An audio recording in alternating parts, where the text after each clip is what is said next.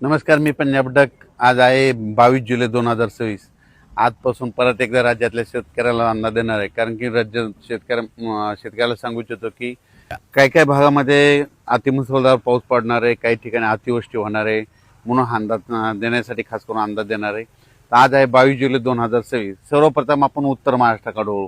कारण की उत्तर महाराष्ट्राकडे इकडं त्र्यंबकेश्वर, दिंडोरी, वणीची देवी, त्यानंतर सुरत, त्याच्यानंतर मुंबई, नाशिक, त्याच्यानंतर मालेगाव, जळगाव, नंदुरबार, धुळे, जळगाव, चाळीसगाव ह्या पट्ट्यामध्ये काय होणार आहे 22 तारखेपासून, म्हणजे आज 22 ते 26च्या दरम्यान काही काही ठिकाणी मुसळधार पाऊस पडणार आहे.